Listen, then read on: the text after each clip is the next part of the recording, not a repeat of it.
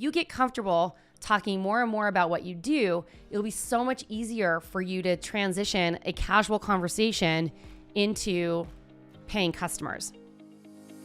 Welcome to Thrive by Design, the podcast for ambitious, independent jewelry brands looking to profit from their products.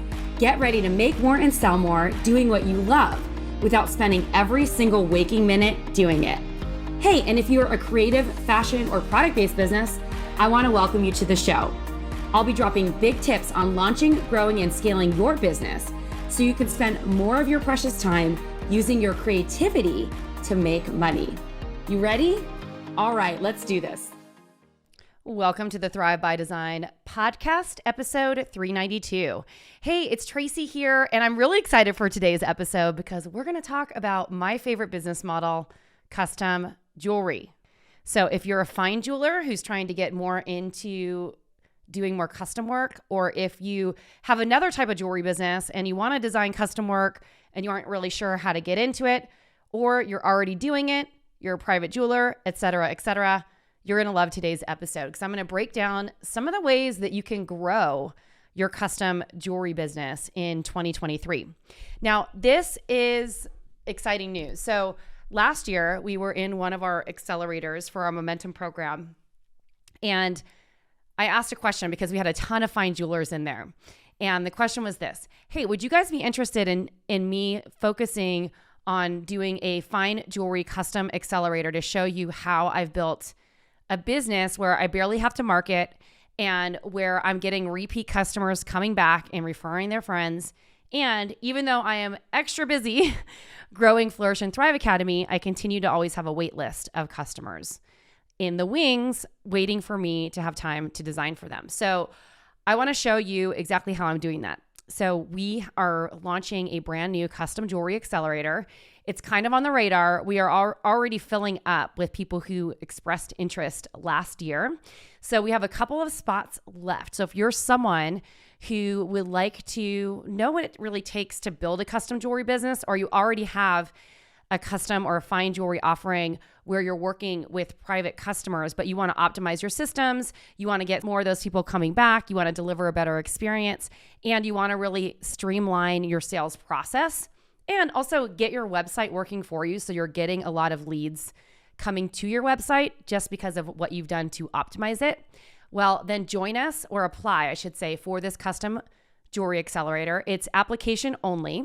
So in order to get your application in and to be considered, you need to head on over to flourishthriveacademy.com/custom and get your application in right over there. We are getting started in April. So if you'd like to be considered, head on over and fill out that application and let's chat and see if you're a good fit for this. And we're keeping this group very, very small, and we have already a handful of people interested. I wanted to create this into an intimate experience because you're going to be working directly with me for the most part throughout this accelerator, and I can only handle so much by myself. So I wanted to make sure that we get you a great experience and that you're getting access to me to work with on your private or custom jewelry business. All right, so let's talk about how to grow your custom jewelry business in 2023. So I'm going to be talking about just some of the things that I have always found that have worked to get people to my website, filling out my forms, or reaching out to me on Instagram or other places for my custom jewelry offering. So I don't know, for many of you who don't know my story, for many, many years back in the day, I started my first jewelry company in 1993 or so, when I kind of had my side hustle. I did that for about 5 years or so, and then launched my business full-time in 1998. So throughout that time, I had developed a name in the industry as a contemporary jewelry designer. So what that really meant is I was selling primarily to small boutiques and specialty stores in the fashion and like contemporary fashion space, and some gift stores and some jewelry stores, but primarily I developed sterling silver demi-fine jewelry. About, 2006 or 7, I wanted to launch a new collection. So I launched a men's collection, I think in 2005, 6, and then my fine jewelry collection right around the same time. and started selling that to stores. And one of the things that I noticed, even though it was like building 3 businesses at the same time, trying to launch completely different collections, both of those collections started doing really well, but people started coming to me asking for engagement rings and wedding bands. Obviously starts with the friends and family and then expanded beyond there. So when 2008 happened and the market crashed, and I had to make a decision whether or not to keep Tracy Matthews Designs open and get rid of all the 350 stores that I was selling into. That's a story for another time. But I had to make a decision. Do I want to continue doing wholesale, or do I want to switch gears and get back to doing what I really love, which was designing, working with the customers, and, delivering a great intuitive experience. I'd always thought of myself as an intuit and a healer, and I was teaching yoga at the time and really kind of blending all these modalities of business together with like mindfulness and teaching. Like, it's weird how all these things kind of come together to create this business for me. And so when I was making that decision, and my consultant, Phil, was asking me, what do you love, Tracy? What do you want to do? And all I could say was like, I love working with customers. I love doing this. I love doing that. But I do not love X, Y, and Z. Everything that my old business or the old version of me was in that business. And that's part of the reason why I decided to shut it down, amongst many other reasons, and then move into this new venture. And what I quickly found was that I was really on purpose. And at each evolution and stage of my career, I've noticed like shifts in energy and stuff like that. But the one thing that I really loved about building a private jewelry or custom jewelry business where I was only working with private clients, I wasn't worried about wholesale and all those things, was that I got to spend more time with the customers. I made a ton more money because I didn't need to carry inventory. I wasn't waiting 30, 60, 90 days to get paid. Like all these things that were challenging in my previous business model. Most of the payments were made up front for the most part. I was working with, it was easy to make a $25,000 order. Whereas like when I was selling wholesale, that might've been like working with 6 or 7 stores that took a long time to even get those orders. So everything just seemed to fall into place, and I loved it. And so what I really worked on were optimizing the systems and the sales conversations, because I knew that if I had qualified leads, they had many other choices.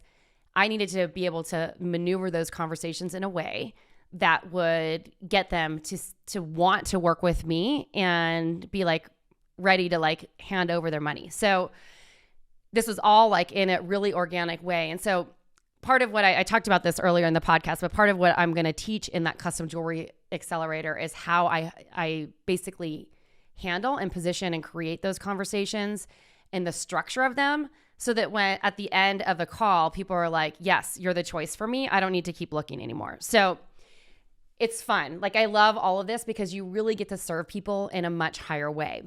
So let's talk about how I really built my business and how I continue to do literally zero marketing. And I'm still getting inquiries every single month for projects. Right now, I actually have like 4 or 5 projects. I can't really keep up with it because I like to give my customers a great level of service. But if you're doing this full time, I'm going to show you how to be getting like 10, 15 custom pieces a month and more overflow than you even have room for, so that you're building a wait list and people are literally waiting to work with you. And that's the key, right? We want to build that wait list and get people to be waiting in the wings working with you, so you're not scrapping by and waiting for the next random person to find your website, right? So let's walk through some of these tips that I've created or I've seen work really well for some of the people that I serve and that I've used for myself. So the first step to this is to be able to optimize your website for your local area search. I was one of the first people who was optimizing their website in New York City for custom jewelry and in San Francisco. And what that ended up doing for me was it allowed people who were searching for like unique jewelry, alternative bridal, custom jewelry, custom engagement rings, etc., to be able to find my website. I've had so many people who just randomly came across my website because they wanted to do an heirloom redesign, or they wanted to have a custom engagement ring designed that was alternative. because of how I optimize my website.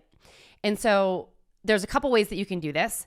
For me at the time, I didn't do Google My Business, but I definitely think, especially if you have a location or a studio or somewhere, that you create a Google My Business free profile and get that up there. So when people are searching for whatever it is that you do or the keywords you want to compete with, that they're finding your business in that search. Then you get a free listing with keywords. And then I would also work on getting Google reviews. This is really powerful to get that kind of social proof. So for anyone who already has customers, I would ask your existing customers to give you a Google review on your Google My Business. Then I want you to optimize your website for local SEO. So this could be like if you live in Wichita, Kansas, let's just say, Wichita custom jewelry designer, Wichita alternative bridal designer, Wichita heirloom redesign, Wichita redesign family heirlooms, etc. Things like that. If that's what you do, obviously you want to think of the keywords that you're competing for. I'm only using keywords that my business was actually competing for. And then you want to rename your images to reflect those. You want to write blog content about those things so people can find your site. And you want to make sure that your metadata on your website and the content on your website, so maybe your about page, your customer testimonial page, and your custom jewelry page are all optimized for that, because that is the thing that's going to help you grow your audience and get more people finding you. So these are ways to get people on your website, but let's talk about what happens when people land on your website, because there is one thing that has been a massive conversion tool on my website that has helped me make way more sales, especially when it comes to cold traffic. And that is the maker video that I have on the homepage of my website. I have been in the process of redoing my tracymatthews.com website for several years, and I put it on the back burner. I actually redid my maker video in 2018. The new one is really, really good. And I'm going to give anyone who joins us for the Custom Jewelry Accelerator, like basically the script and everything that I did to create that epic maker video so that you're getting the right things coming out of your mouth and having it feel so it's in a way that it's not contrived. So what I will say is that maker video that I've had on the homepage of my site forever, talking about what I do, how I do it, why it matters, all the things, has been the one thing that has converted more people who have no idea who I am into someone to fill out a form and help me actually close them on a call, like more than anything. So you need a very compelling maker video or brand story video or something to share how the process works and why they should trust you. Because the number one reason why someone would have an objection of working with you is, especially if they're finding you online, is to make sure that you're not going to run off with their money or their family heirlooms, and they need to be able to trust the person that they're going to work with. So if you don't have a brick and mortar location where people can, it's like a retail store, you need to be continually building in that trust wherever you are. And there's a couple of key things that need to be in that video. Basically, an explanation of how you work with clients, like what the experience is like, and also your why. Why are you doing this anyway? And what is the deeper reason that people should work with you over someone else? And for me, I always talk about the story of my mother passing, because that has built a lot of trust for people who have lost loved ones and they're coming to me to redesign family heirlooms. So that maker video is a huge conversion tool. Now, one of the other ways that you can grow your custom or fine or private jewelry business this year is to really lean in to referrals. So the best source of referrals obviously are previous customers. So what this means is that you need to deliver an incredible experience for people when they're working with you. So that means having your systems dialed in, making sure that the process is clearly communicated, making sure that it's clearly a step-by-step, and that so on and so forth. So things are easy for them to understand and for you to deliver, and so that you're not reinventing the wheel every single time. That is really, really key. Now, the second source of referrals are obviously people maybe in an industry where you could refer out. So think through where you could pick up referral partners. So these might be people who are more influential. These might be people who are in your current network who just talk about what you do. and so on and so forth. So you want to always be building out that referral network. We love the idea of grassroots marketing over here. It's one of our core strategies that we teach to grow a business from the ground up. And with the high touch jewelry business, like honestly, referrals are going to be the thing that will grow your business faster than any passive strategy. I see a lot of fine jewelers coming to us thinking that they can quickly grow by like only doing like paid ads, and that takes a very long time and a lot of money. So I would rather have you lean into something that doesn't cost much except for your time, meaning like the investment of time or someone on your team to go out and start to develop these relationships with people who will refer you out, right? So that's why it's always easiest to work with previous customers, but then to move on beyond that. Now, the next step of this is to talk about what you do everywhere.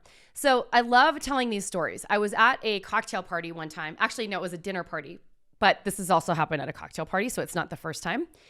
And I happened to sit down. I was a little bit late. It was a small party. It was in New York City. My friend Laura organized it. And Laura was really known for curating unique people together. And so one of the things that she did is we had this dinner party at a restaurant. And so we had like a table of 6 or 8, something like that. So I show up maybe 10 minutes late because the subway was jammed up, or I walked. I can't remember. It was in the East Village. But there was one other guy who was rolling in late right after me, and we happened to sit next to each other. My other friends were sitting on the other side of the table. And so we sit down, and I'm sitting here talking to this guy, and he's like, so what do you do? And I was like, well, I design engagement rings and wedding bands and custom jewelry. And his eyes just like immediately perked up. And it's funny because I knew his girlfriend, but he didn't know I knew his girlfriend. And I wasn't good friends with her, but we were acquaintances. And she told me that she was dating this guy and they were talking about marriage. And so when I found out that connection, his eyes perked up. And so I was like, oh, are you thinking about getting engaged? He's like, well, yes, I have a stone that I want to use, but I need someone to design the ring. And I'm like, well, let's chat. And so we discussed it, and he gave me this beautiful sapphire, and I designed a beautiful ring for this woman named Lauren. So this all was just in conversation at a dinner party. So be prepared to talk about what you do wherever you are. That's why dialing in your elevator pitch can be so powerful. But the most powerful conversations are when they come organically. I will tell you that if you get comfortable talking more and more about what you do, it'll be so much easier for you to transition a casual conversation into paying customers. Another example of this, I was at a wedding, and my friend Alex and Danny were getting married. It was in the Bahamas somewhere. I can't remember the name of the island, but that doesn't really matter. And I was sitting on the beach next to this woman. Her name is Joy, and she's like, what do you do? What I did was so different than everyone else because everyone else was either in finance or sales. I'm like, oh, I'm a jewelry designer. I design custom work, mostly fine jewelry for private clients. Her eyes perked up immediately. She's like, oh my God, what is the stuff that you design? And I started showing her some of the pieces I was wearing. And she's like, you need to talk to Liam, her husband, because he is the worst at buying gifts. And I laughed so hard because basically he would have his assistant who didn't even know her go out and buy her gifts for their anniversary and their birthday gifts. And they were all kind of generic stuff that the assistant thought that she would like. And little did she know that she has a really unique sense of style and always likes things that are different and one of a kind. So this was a match made in heaven. In fact, because of the way I handled this relationship, I ended up over the course of 3 to 5 years, something like that, selling them over $78,000 worth of jewelry. It was insane. Like when I tell you they were like my best customers for a couple of years, it's the truth. And they weren't even buying engagement rings. This is just like a volume of like really nice pieces of jewelry that were one of a kind. And this was someone that I met on the beach at a wedding. So you never know what can turn out of all of your interactions, right? Now, another huge source to be able to grow your company is to just be of service to your previous customers. So follow up with them after the sale. Ask them how they're enjoying the piece. Offer ring servicing or maintenance on their jewelry. Offer complimentary cleaning for their pieces. Send them a little gift on their birthday or anniversaries or other special occasions. And then remind them about what you offer, because this is a great way to just let people know that you build your business on referrals, and also to remind them that you exist, which is awesome. So I wanted to mention that because this is a huge missed opportunity I see for a lot of people. It's like they don't have a continual long-term follow-up process that could literally pay off in spades down the road. And I'd recommend doing this with people in your close circle. One of my best customers is my good friend Lee. Anytime she needs a piece of jewelry that she's not finding off the rack, or she buys a stone in Thailand when she's traveling or something along those lines, she always thinks of me. She's another person that if I probably added up all of the projects that I've done with her, she's spent like tens of thousands of dollars with me. So don't discount your personal network when it comes to this. Remember that your network is your net worth. So this is really important. And then this is for people who aren't even in your personal network. One of my customers, Amy, who found me from a piece of publicity I got. I don't even remember being covered in this piece of publicity, but she's like, oh, I saw you on an airplane in this magazine. And they did a feature on my jewelry, and she looked me up. I ended up redesigning her parents' wedding bands into a couple of stack rings that she wears every day. And since then, I've designed maybe 6 pieces of jewelry for her. So you just never know when people are gonna be coming at you and looking for you. And if you deliver a great experience for them, they will continue to come back for more. This is what the desire brand effect is all about. Now, finally, this is another thing that I want to remind you of, is that let's say you have a core offer. So for me, my core offerings are heirloom redesign and engagement rings and wedding bands. However, if you're a jewelry designer, you want to maybe focus on the front end of your sales funnel on those 2 things. But on the back end, when it comes to previous customers or other people, you focus on offering them other types of jewelry for events, occasions, etc. So if someone's coming to you for an engagement ring, this might seem obvious, but I can tell you, a lot of people don't think of this.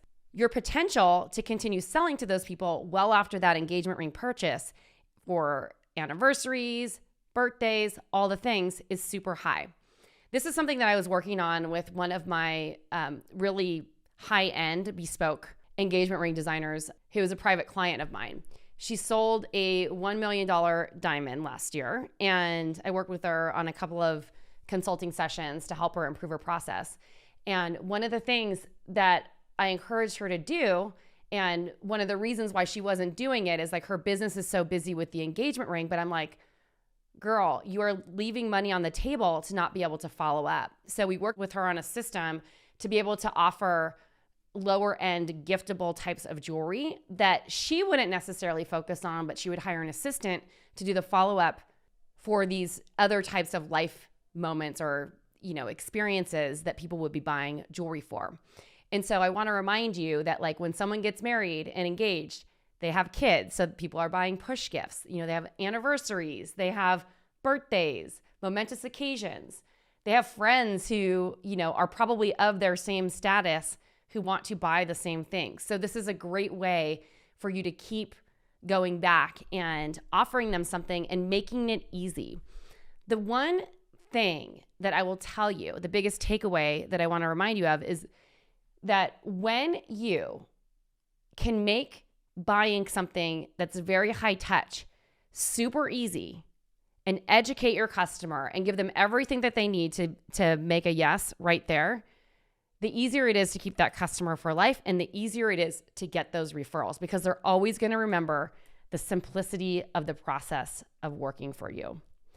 Now, my final tip to help you get more sales with your custom fine private jewelry business this year is this.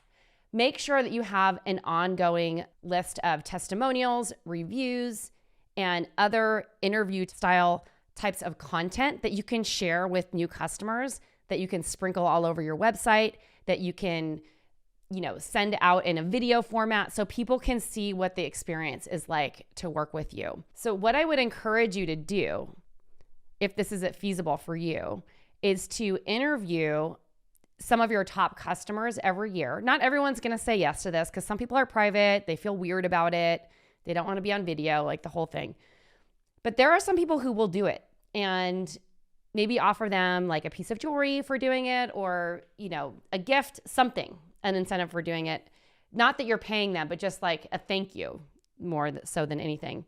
And ask them to share their experience with you. And you can do this interview style. What I'd recommend, especially if you're doing expensive jewelry, is to budget for this and save to have this professionally shot by a professional videographer who can set the stage and make the background and backdrop look great.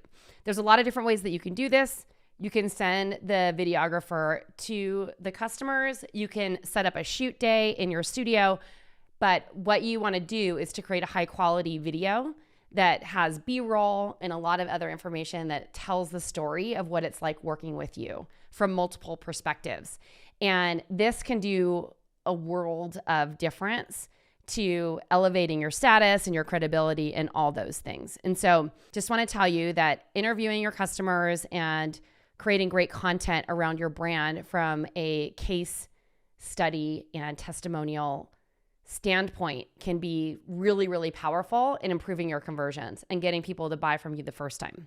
So those are my tips today. I hope that you enjoyed this. And I want to remind you that if you want my support in upgrading and elevating your custom jewelry or fine jewelry sales process, I want to remind you that if you're selling fine jewelry online, that you have to be available to talk to people on the phone. So even if you don't do custom work, this accelerator will be a great opportunity for you to learn a little bit more about optimizing your sales process and getting people from your website who land on your website to book calls with you to buy your jewelry. So if that sounds interesting to you and you'd like to start getting a wait list of clients for your custom jewelry or for your business, head on over to flourishthriveacademy.com/custom and fill out the application right there. And let's work together in our custom jewelry accelerator, which is happening in April. Once again, I'll be leading that accelerator. I'll be on almost every call. And I say almost every call because sometimes we have guest teachers come in or other experts who are more of an expertise in a certain field, like setting up a CRM. I'm not a tech person. I'm probably not going to be the best person to necessarily teach the technical aspect of that, if that makes sense, etc. So thanks so much. And I'm looking forward to supporting you on your custom jewelry journey. And if you've enjoyed this podcast today, I'd love for you to take a little screenshot, share it in your stories on Instagram, and tag us at flourish_thrive or me at Tracy Matthews NY. Thanks so much. This is Tracy Matthews signing off. Until next time.